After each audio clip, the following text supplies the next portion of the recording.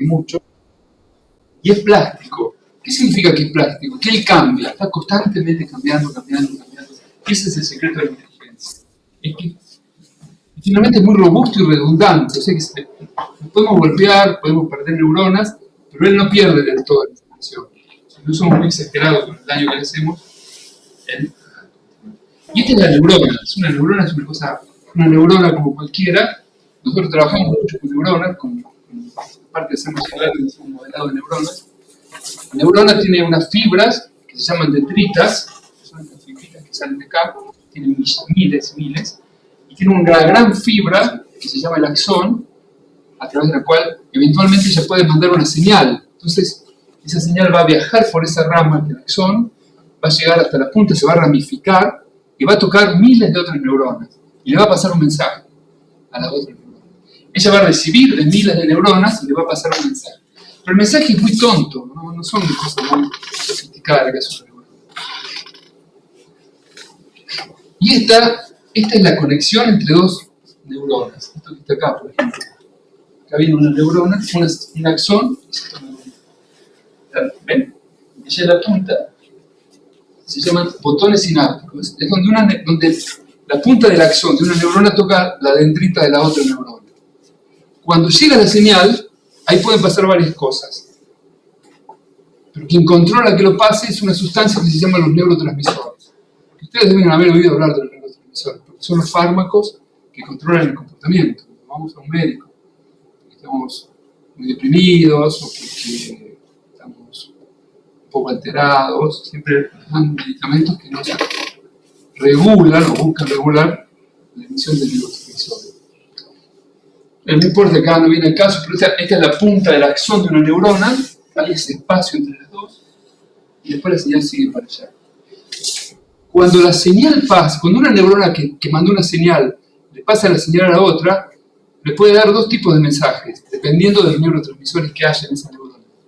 Le puede decir, neurona que sigue, vos excitate como yo estaba excitado. O sea, mi excitación sirve para excitar a la que sigue. Eso se dice que es una neurona excitatoria. Hay otro caso en el cual la neurona que dispara le dice a la que sigue, neurona, vos aplacate. Le dice a esa dendrita, le dice, vos tratá de que tu neurona se aplaque. Esas se llaman las inhibitorias. Son las que hacen que baje la actividad del cerebro. Las excitatorias hacen que suba la actividad del cerebro. ¿Se entiende? Si no hubiera esas dos clases de sinapsis, no habría computación. Eso se puede ver, se puede demostrar. Y las neuronas mandan este tipo de señales. Si uno pone un electrodo adentro, fuera del axón, y deja pasar el tiempo, ve que es casi siempre cero, y de golpe se dispara. Bueno, hay diferentes tipos de tonicidades de la señal, ¿no? Los que hacen el curso de redes neuronales en estos momentos están aprendiendo a modelar estos tipos de comportamientos.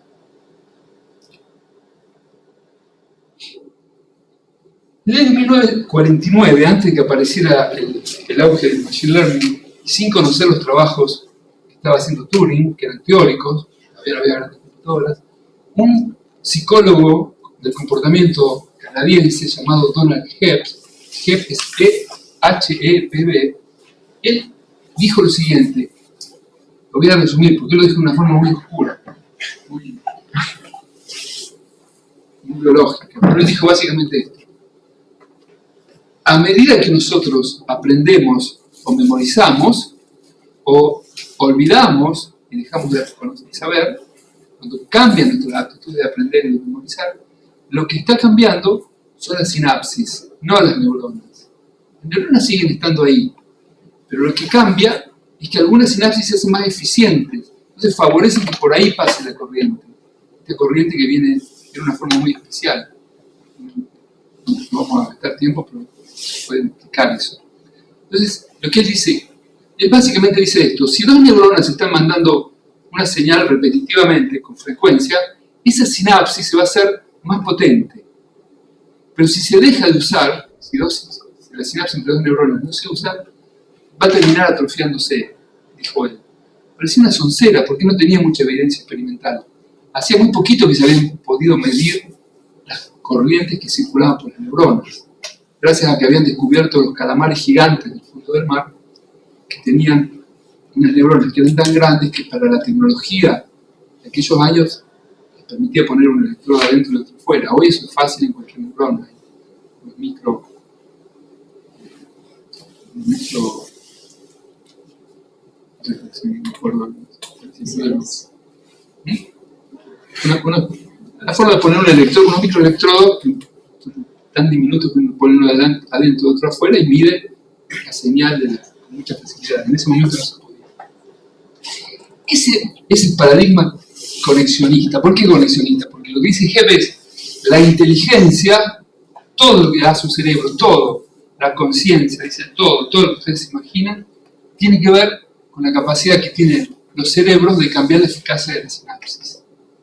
¿Sí? Y eso es lo que explica hoy el paradigma de inteligencia artificial. Cuando la inteligencia artificial nació, estaba muy influenciada por un gran matemático que se llamó Boole, Charles Boole. Han oído hablar de Boole porque han escuchado hablar de la lógica binaria, de la lógica booleana. Él había escrito un libro a mediados de la segunda mitad del siglo XIX, donde él decía que se puede hacer una teoría del pensamiento a partir de la álgebra matemática, la álgebra de Boole. ¿Bien? Y eso había generado un gran optimismo en un mundo que era muy positivista, que confiaba plenamente en el razonamiento abstracto. Entonces la inteligencia artificial, a partir de Turing, hasta el fin de los años 60, va a ser una inteligencia artificial signada por los deseos de modelar la forma en que los seres humanos razonamos, cómo manipulamos símbolos. En particular, la matemática era muy inspiradora, porque ellos pensaban, una persona es inteligente si tiene la capacidad de manipular de forma abstracta símbolos matemáticos. Es una concepción hoy un poco elitista de la inteligencia, porque deja fuera a un montón de gente. Pero bueno, uno puede decir, bueno, también manipula símbolos del músico, también manipula símbolos del escritor. Esa concepción estuvo en boga y fue lo que originó los primeros métodos y algoritmos de lo que se llaman los métodos formales, los métodos simbólicos de la inteligencia artificial.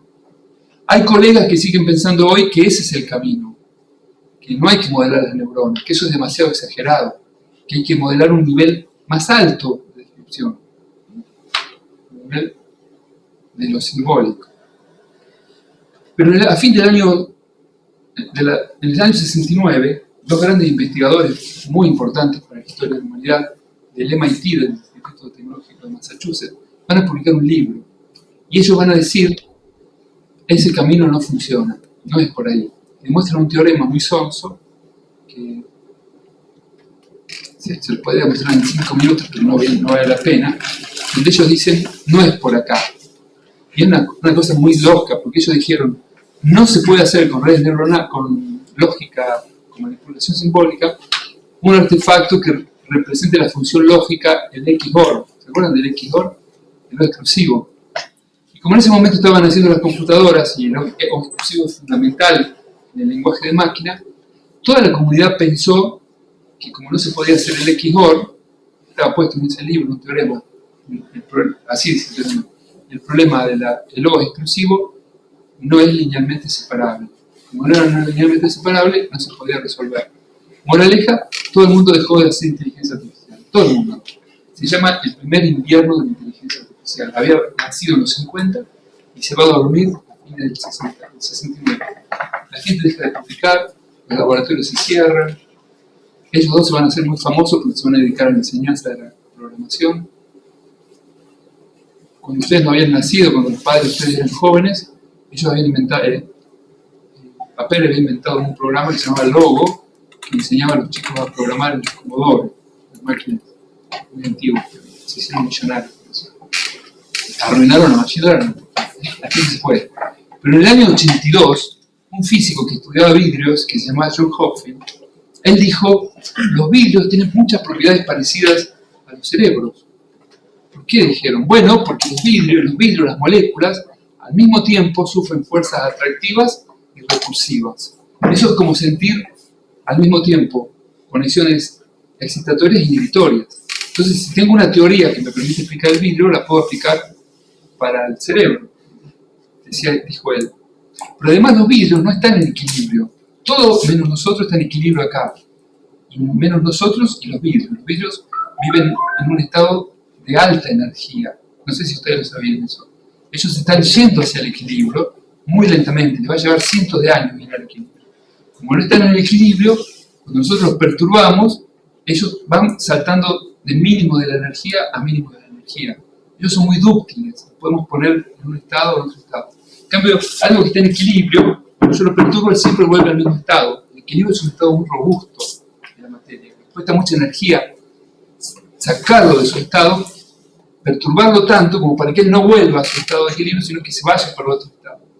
Estos dos componentes hizo que Hopfield publicara un paper que decía algo así, título como sobre un modelo de vidrios que presenta una capacidad de tener comportamiento inteligente emergente, dijo él. Emergente significa que no estaba en los planes del material, fue algo que apareció de algo que no estaba diseñado para tener inteligencia.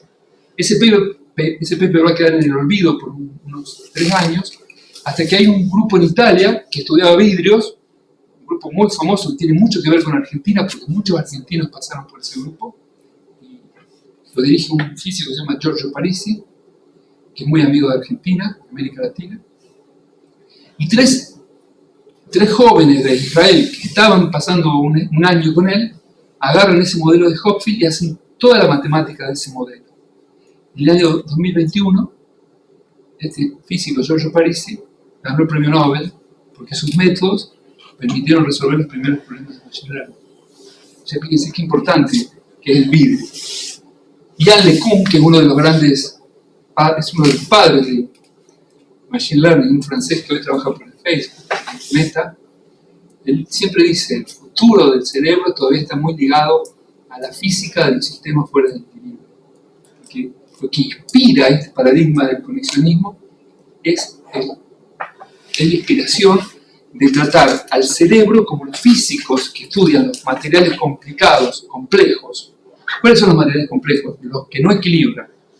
Entonces él dice, los materiales que no equilibran tienen que inspirarnos para que nosotros abordemos el problema de explicar cuál es la relación entre el comportamiento del cerebro, de las neuronas, y la mente, como la física explica cómo las moléculas pueden explicar la temperatura, la presión y las leyes entre esas variables macroscópicas.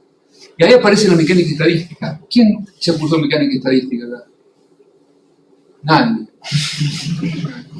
La mecánica estadística es la área de es la subdisciplina de la física que a partir de saber de qué está hecho un material y de estudiar cómo Newton rige el comportamiento de sus componentes, va a explicar cómo se relacionan las variables macroscópicas, ¿no? Ustedes saben que para un gas ideal, ¿no?, P por B es proporcional a la temperatura. Ahora lo podemos explicar desde primeros principios.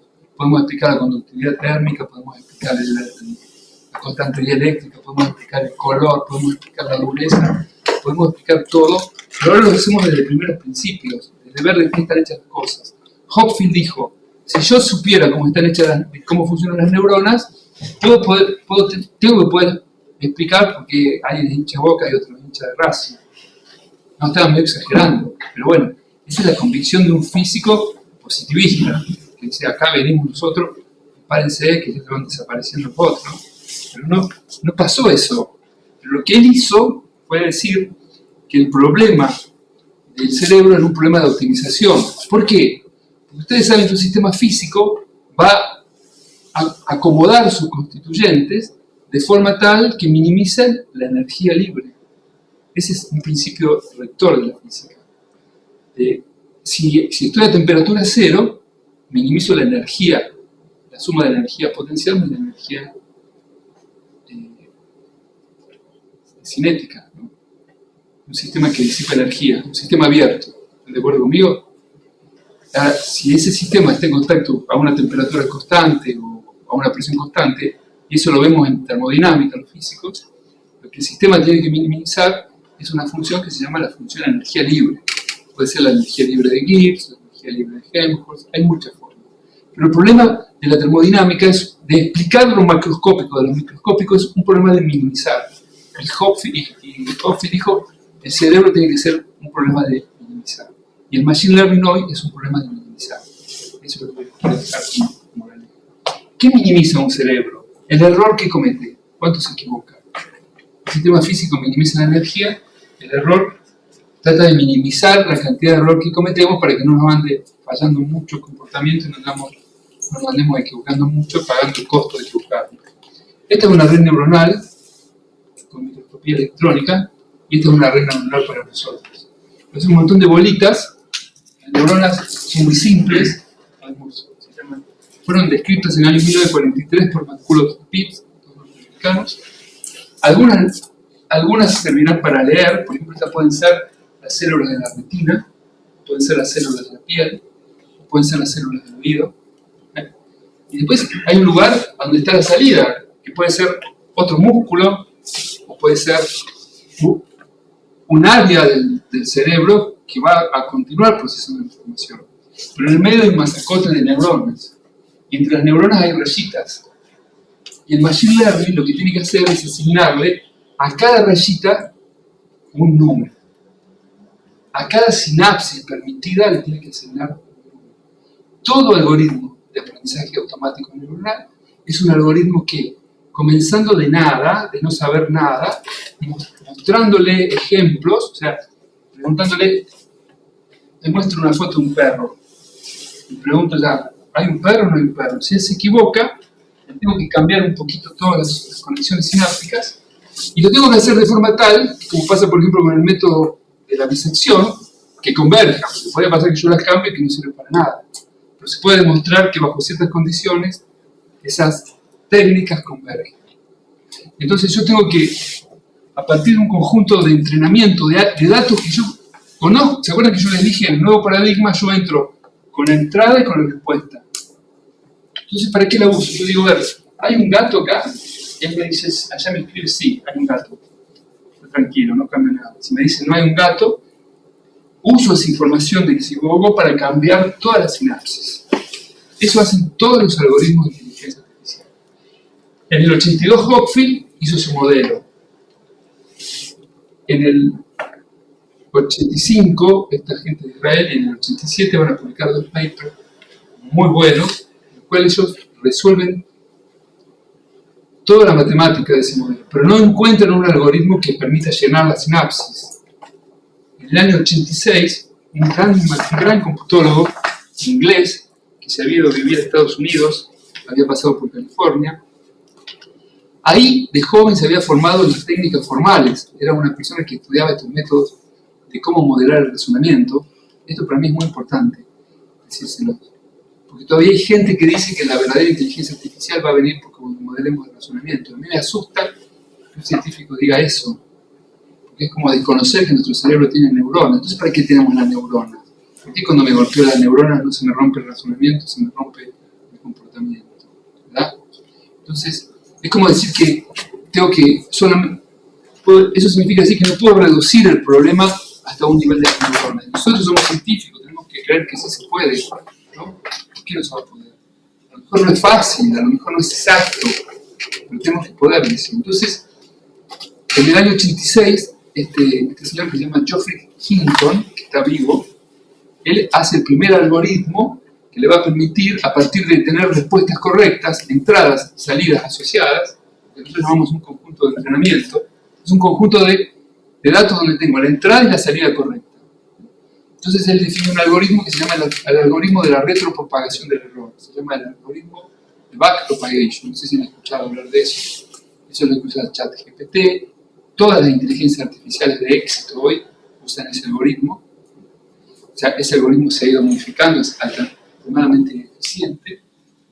Y siempre que hablamos de una inteligencia artificial neuronal, hablamos de un algoritmo que tiene que ser capaz de asignarle, hacer este ejercicio de mostrar una respuesta, comparar cuán parecida es la respuesta, la salida de la respuesta correcta, tiene que reconfigurar el valor de todas las sinapsis. Las sinapsis son números, para lo sumo son vectores, pero son cantidades que si son positivas emulan una conexión excitatoria, y si son negativos emulan una conexión inhibitoria. Si una sinapsis vale 100 y otra vale 1, significa que la que vale 100 es 100 veces más importante que la que vale 1. Si una vale 1 y la otra vale menos 1, significa que una tiende a excitar y la otra tiende a inhibir, ¿verdad? Pero funcionan igual que funcionan los cerebros nuestros y de los animales. Bueno, esta es una neurona, la que inventaron Marculo y Pitt. Son muy simples, no está el secreto en las neuronas, son tontas. Aparte nosotros compartimos las mismas neuronas casi con todas las especies. Es un poco exagerado esto, pero nosotros no nos diferenciamos de otras especies por las neuronas, sino por las conexiones sinápticas, por la arquitectura, por la forma en que se moldea ese cerebro. Y tenemos una parte que la aprendemos por plasticidad sináptica, o sea, por interacción con el medio, pero tenemos otra parte que nos viene configurada. Por ejemplo, nosotros podemos hablar porque hay una parte del cerebro que la evolución la moldeó. Se llama que tiene un circuito impreso. Si no lo tuviéramos, no podríamos aprender a hablar. Y lo sabemos porque hay chicos que no pueden aprender a hablar.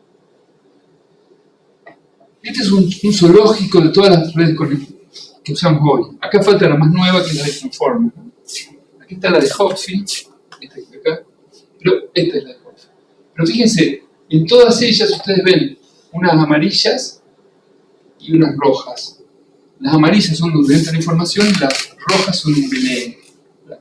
Después hay otros colores, lila y verde, estas se llaman recurrentes, estas se llaman feedforward, no importa mucho, pero siempre nuestra red neuronal está dividida entre las que leen, las que responden y el masacote del medio, que en general, por simplicidad, la acomodamos en capas, ¿ven? Vertical, hay capas. El algoritmo de Hinton, en el 86, produjo una revolución. Yo empecé mi doctorado en el 87 y era una revolución, porque podíamos hacer. Pero a poco de andar nos dimos cuenta de que solamente andaba si teníamos pocas capas, hasta 3 capas. Entonces, es lo que se diría, un cuyano diría que es un aprendizaje pandito, es un poco profunda, ¿no? Un aprendizaje poco profundo. El mismo Hinton, en el año 2005, publica un paper que va a ser publicado en el 2006, que él nos explica por qué andaba mal el algoritmo de él cuando teníamos redes de muchas capas. Y a partir de ahí es que los antropólogos dicen que nació la cuarta revolución tecnológica. La misma persona que en el 86 había generado el algoritmo, 20 años después es la persona que va a salvar su algoritmo. Porque entre el 95 y el 2006 la gente deja de publicar en redes neuronales. Es lo que se llama el segundo invierno de la inteligencia artificial. Hemos vivido un primer invierno, ¿se acuerdan? En el 79 y el 82, ahora vivíamos el segundo invierno. La gente se fue a hacer otras cosas, se fue a hacer sólidos, muchos nos fuimos a hacer vidrios, porque si los vidrios eran parecidos a las redes neuronales, aprovechemos lo que se vemos y hagamos vidrios. Acá estudiamos vidrios con Sergio Canas, con Iván Tubilón. Hasta que en el año 2006 el mismo Hinton nos da la solución. Y hoy no hay límite a cuántas redes neuronales, cuántas capas podemos poner. Hay un límite que tiene que ver con que el número de parámetros tiene que ser acorde a la complejidad que tiene el problema. Si el problema fuera muy fácil y yo lo abordo con muchas redes, con muchas neuronas, con muchas sinapsis, bueno, va a tener un efecto que en estadística se llama sobreajuste, el overfit. Pero bueno, ese es un problema que está fuera del alcance. Lo van a aprender con las redes neuronales. Esta es una red neuronal extremadamente simple, ¿ven? Acá yo puedo imaginar que entro con 4 datos y él me tiene que dar la respuesta. Acá podría tener 1.000.000 de datos, que podrían ser el 1.000.000 de píxeles de una foto, ¿no? Que tiene 1000 por 1000 píxeles. Y a la salida, si se prende, hay un perro, y si no se prende, no hay un perro. Entonces yo tengo que encontrar todas las sinapsis que hacen que él haga la respuesta correcta. Tengo que ir ajustando con ese método para ello. Eso hacen los chicos del curso de redes neuronales. Aprenden a ajustar eso.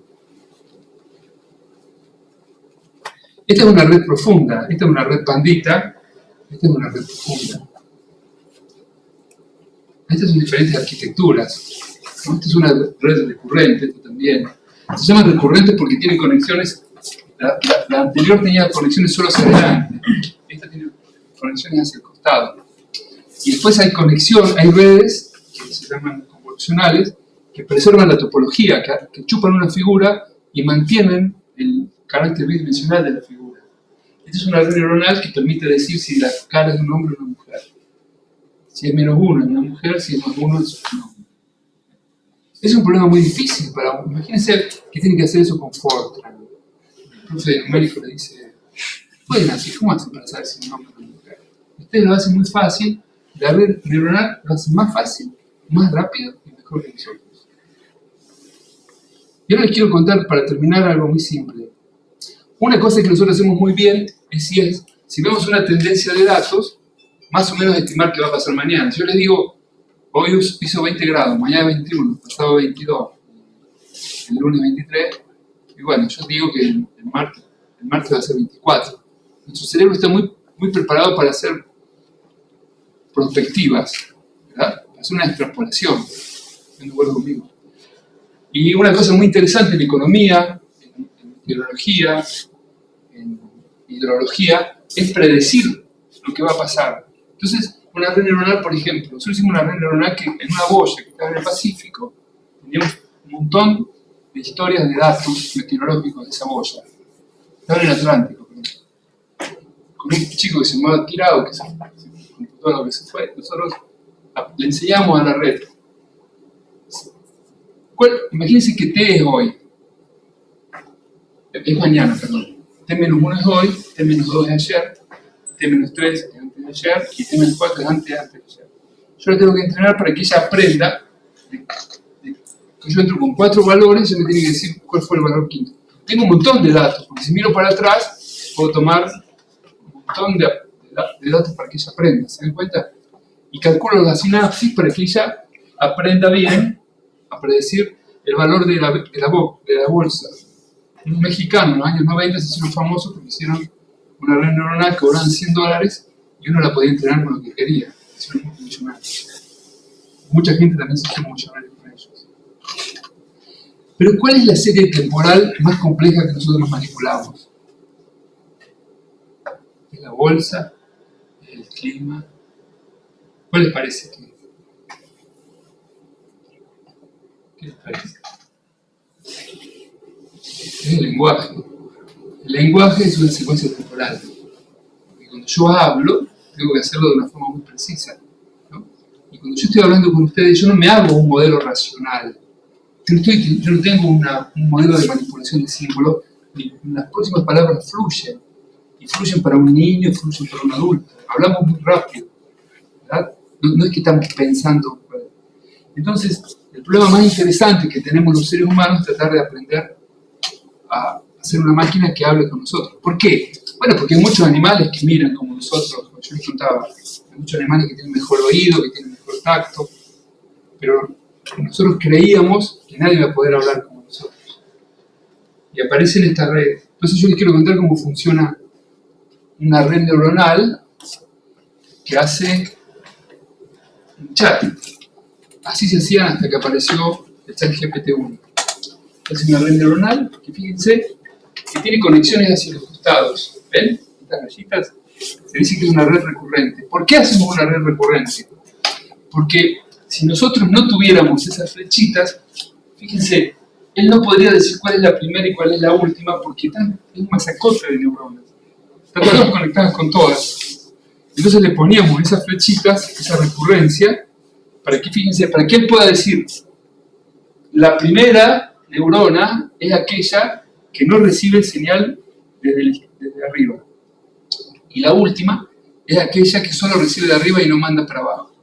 Entonces así las redes, sabemos nosotros, aprendían a aprender secuencias temporales. El problema es que cuando hacemos estas cosas así, fíjense, cuando yo quiero calcular el estado de esta neurona, tengo que esperar que esa termine. ¿Se dan cuenta? Cuando quiero calcular el de esta, tengo que esperar que esa termine. Entonces la única forma de hacerlo era en una CPU, en algo que es secuencial, porque podía actualizar de una neurona por vez. Entonces no se podían usar las placas gráficas. Hasta el año 2019 usábamos las placas gráficas para la visión, pero usábamos la CPU para los modelos de lenguaje. Y eso nos hacía muy lento el aprendizaje. Porque cuando yo tengo una placa gráfica, volvamos para atrás un poquito. Yo tengo una red neuronal como esta, yo le puedo decir a una placa que haga esta, a otra que haga esto, a otra que haga esto y esto. Yo tengo 5 placas, En el tiempo que calculo una neurona, calculo 5. Pero si tengo esas flechitas al costado, no puedo. Pierdo el paralelismo del procesamiento. Entonces el problema del lenguaje natural hasta el año 2017 era que requería cálculos muy lentos. En el año 2017, Google publica este paper que se va a llamar Attention is all you need. Atención es todo lo que necesitas, en los cuales ellos construyen una red, como ven, mucho más complicada. Ahora, cada cajita es un montón de neuronas, son como partes de una red. La red neuronal está descompuesta en partecitas, pero tiene la ventaja de que todas las conexiones son hacia adelante. No hace falta tirar conexiones al costado. Y en el año 2019, casi 14 meses después, el competidor de Google, y esto es importante, porque Google lo publicó. Esto era impensado en los años 2000, que un fabricante de remedios publicase la solución, hubiera sido impensado, ¿no? Que el competidor haga primero el desarrollo que tuvo la idea. Pero fue así. Y entonces esta tecnología, que es complicada, que enseñamos en la última parte de nuestro curso de redes neuronales, se llama un transformer. Viéndolo así parece un bichito de la película Transformer, pero no tiene nada que ver. Es una arquitectura neuronal que tiene 170.000 millones de sinapsis. Y que para entrenarse recorrió varias veces todo lo que está escrito en la web. Todos los libros, todos los artículos, todos los diarios, todas las tesis, todos los reports, todos los blogs, todas las historias clínicas, todos los programas de computación. Por eso ChatGPT es tan bueno para programar, no sé si lo han probado. Programa Python, programa Fortran. Él es bueno en todo que aparece muchas veces en la red. Él no es tan bueno con la historia de Córdoba, pero es muy bueno con la historia de Europa, porque está muy escrita en la historia de Europa. Entonces, él usó como conjunto de entrenamiento toda la secuencia de las cosas escritas en la web. Hicieron una red con millones de neuronas, pero sobre todo con 170.000 millones de neuronas. Y encontraron cuál es el cableado, cuáles son los valores convenientes para cada uno de esos 170.000 millones de parámetros. O sea, en términos de matemática, ellos hicieron una optimización global simultánea de 170.000 millones de parámetros. O sea, ellos tienen un vector en R, 170.000 millones, y tienen que encontrar cuál es el valor de ese vector que optimiza, que tiene un mínimo para una función. Ustedes le preguntaban esto a alguien en el año 2000 y dicen, no puede. Y sin embargo, el algoritmo de backpropagation, a partir del trabajo de Hinton en 2006, comenzaron a ser tan fabulosos que hoy podemos, en poco tiempo, entrenar una red. Hoy ustedes se pueden bajar Llama 2, que es una versión de Meta, parecido al ChatGPT, y ustedes lo pueden entrenar en la computadora. Tienen que tener una computadora moderna, pero hoy es algo totalmente realizable. Y ese es un logro de la electrónica que está dentro de la computadora, pero también es un logro de la algorítmica que está ahí adentro. También de los datos, porque para poder recorrer todo lo que está escrito en la web necesitaron tener Spark, sistemas operativos extremadamente eficientes para acceder muy rápido a los datos. Bueno, y acá quiero ya llegar al fin. Esto que les mostraba, eso que está acá, es este sarcófago donde están todas las computadoras de la universidad. Somos una universidad que colabora mucho en términos de computación. Cuando compramos una computadora, en vez de ponerla en nuestra mesa, la llevamos allá para compartirla, para que cuando nosotros no la usamos, otra persona la use. La usa gente de todo el país. Y es muy importante que para terminar, porque hoy parece que el conocimiento está en cuestión. Parece que podríamos prescindir del CONICET, podríamos prescindir del INC, de las universidades. Bueno, la verdad que la historia de la humanidad ha sido la historia del conocimiento. El conocimiento es el bien más preciado que tiene nuestra sociedad de hoy. No es el trigo, ni minerales, no pasa por ahí. Hoy el que tiene soberanía, el que tiene poder, el que consigue vender mejor, el que compra mejor, el que hace que la gente viva mejor, es quien maneja muy bien el conocimiento. Y hay muchas cosas por mejorar acá, muchas cosas por mejorar. Tenemos que impactar más, pero lo que queremos es imaginar que podríamos vivir en un país donde no se cultiva el conocimiento. Necesitamos. Hace muchos años, Argentina tomó una decisión que en su momento fue muy criticada por absurda. Yo no había nacido, pero Roque seguramente se acuerda. Se decidió que se iba a controlar el ciclo nuclear, en el momento en que solamente las potencias manejaban el ciclo nuclear. Inglaterra, Francia, China, Rusia y Estados Unidos. Y Argentina decidió que lo iba a hacer.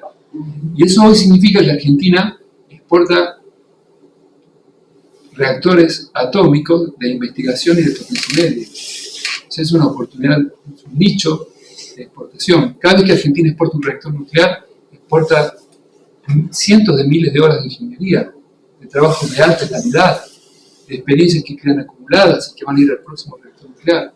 Y fabricamos radares, y fabricamos satélites, y fuimos capaces de ser los que produjimos la revolución tecnológica agropecuaria más grande del mundo. Y se hizo acá en Argentina. Acá se hizo. Con el INTE, con el sector privado, con el financiamiento del sector público, del sector privado. Entonces yo digo que ustedes, que son los hijos de esta revolución tecnológica, tienen que cuidar el conocimiento. No crean que se puede vivir bien en un país que no tiene conocimiento. Cuando nos invitan a mirar otros países, nos invitan a ver precisamente los países que son buenos porque tienen conocimiento. Entonces al mismo tiempo nos dicen que no podemos prescindir del conocimiento. Yo me preocupo. Yo me voy a jubilar. Pero bueno, el mundo va a quedar en manos de ustedes, el país va a quedar en manos de ustedes. Nosotros necesitamos que se cultive. Esta es una casa de conocimiento. No podemos vivir solo de conocimiento, no solamente del saber racional.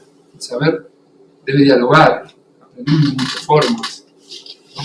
Hay cosas que aprendemos en la vida que no las aprendemos en las universidades, que son importantes. Pero no podemos prescindir de las universidades, no podemos prescindir de las agencias de conocimiento, no podemos prescindir de ser parte de esta transformación tecnológica que vive el mundo.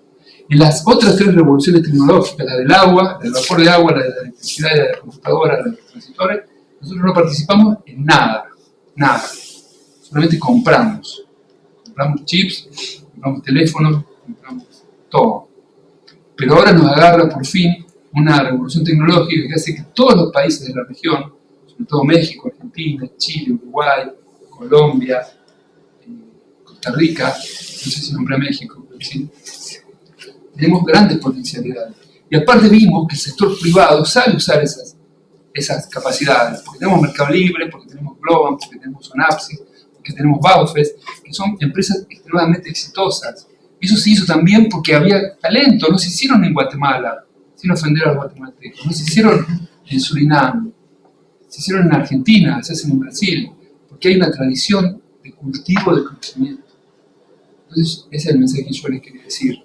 Yo me voy a ir y el FAMAS va a quedar para ustedes, y va a quedar para ustedes las empresas privadas, y va a quedar, a lo mejor se van a otro país, está muy bien que se vayan a otro país, pero tratemos de cuidar, porque cuando ustedes llegaron acá, esto estaba hecho.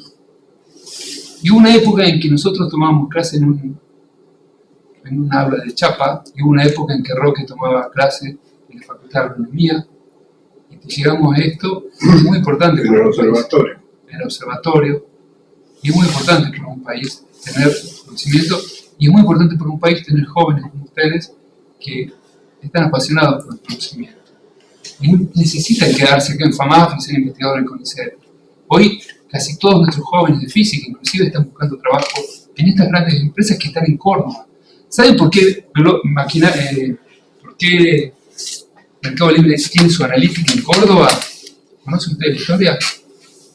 Porque acá en esta facultad, un grupo de egresados fundaron una empresa que se llamó Maquinalis. Y la incubamos acá. Acá se le dio la luz, se le dio el internet, se le dio el asesoramiento. Durante 3 años ellos gozaron de una ayuda muy importante. Esa empresa salió, se fue al mercado, fue muy exitosa, y un día Mercado Libre dijo: yo necesito inteligencia artificial, voy a comprar Maquinalis y voy a hacer de Maquinalis mi unidad de analítica. Maquinalis llegó a tener, pónganse, 100 trabajadores, hoy tienen más de 700. Y eso se hizo acá. Tenemos que hacer, ustedes tienen que animarse, porque el futuro depende de las cosas que ustedes construyan y empiezan a decidir dentro de poco. Así que les quiero dejar ese mensaje, que parece que las cosas son fáciles, No, son fáciles de romper, pero son muy difíciles de construir. Llevan mucho tiempo. Así que muchas gracias.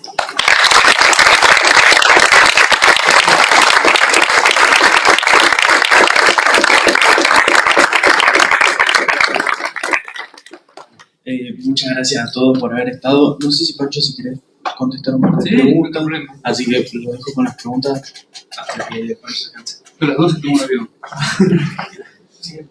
Voy a Río, me van a agarrar con un vos que me van a dar una pelota. Qué mala suerte. ¿Tienes alguna pregunta? Sí, acá. Tenía una pregunta cuando hablamos de neurotransmisores. Son dos preguntas para relacionar. La primera es que, ¿qué tan parecida es la red neuronal de la inteligencia artificial en comparación al cerebro?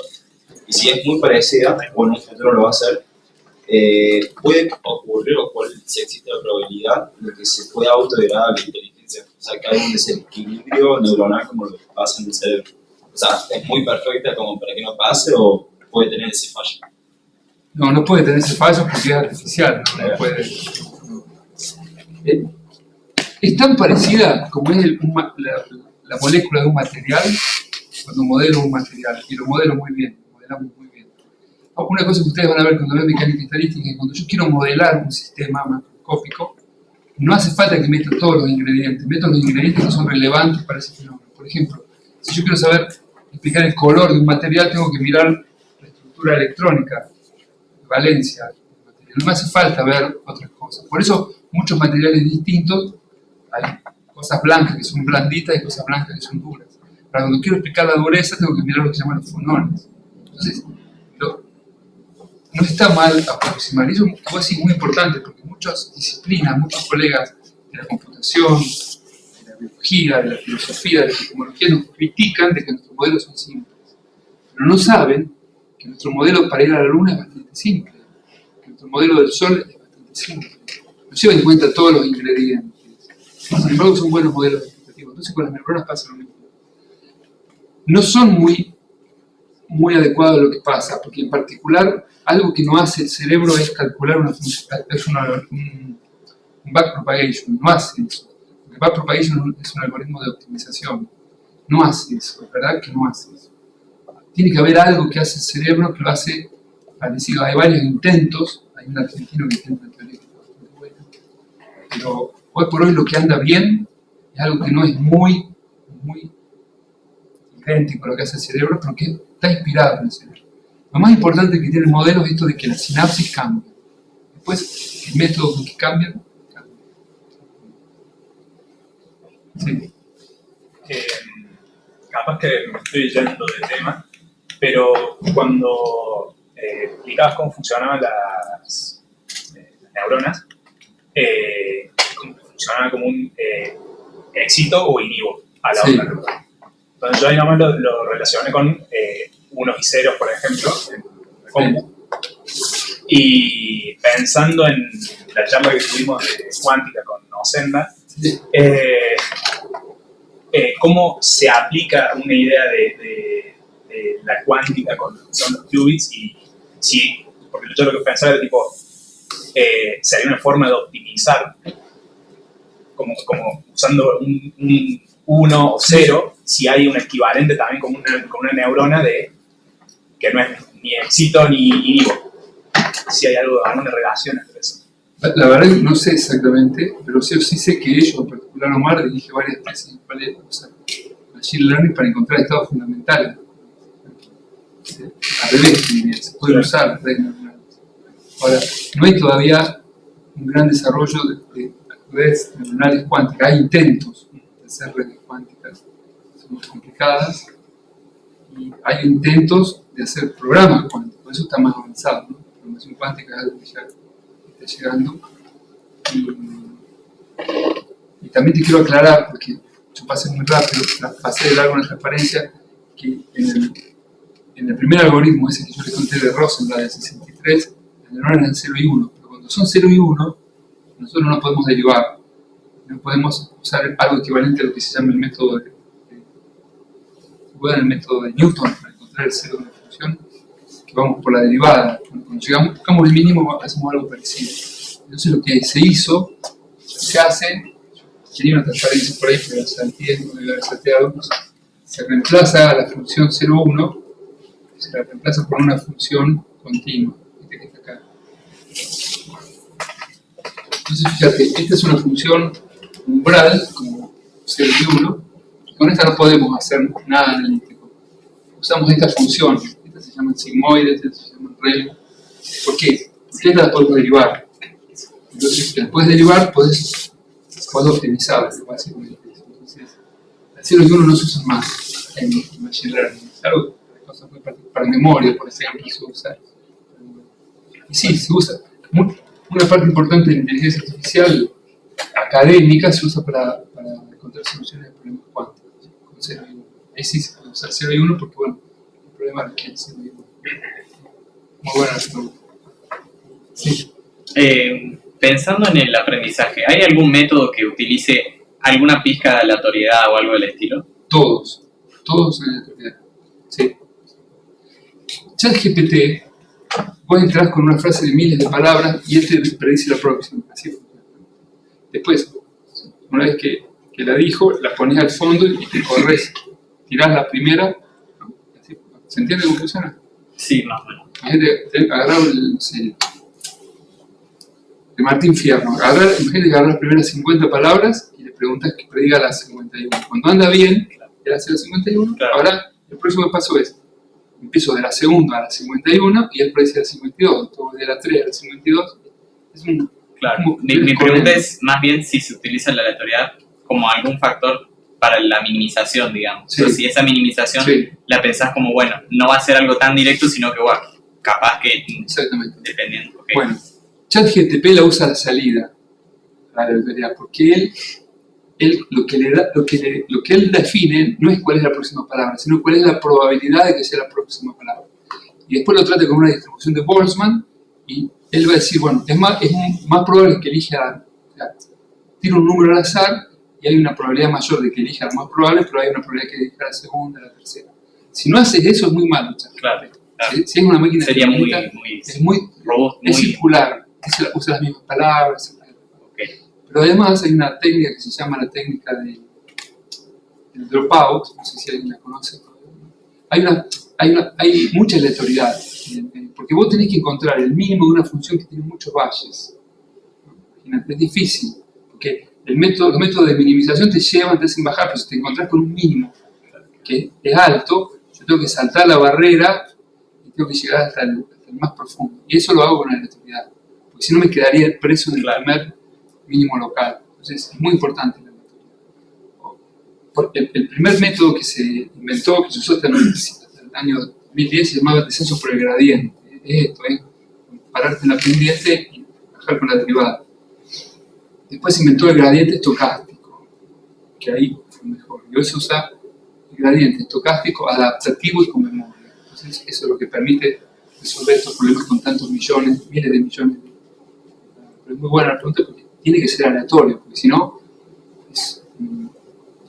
te quedas siempre trabado en soluciones muy malas. Sí. Mi pregunta es más bien filosófica. Así como los seres humanos tenemos, digamos, entrada de datos, entre comillas, como los sentidos, la vista, el olfato, etc.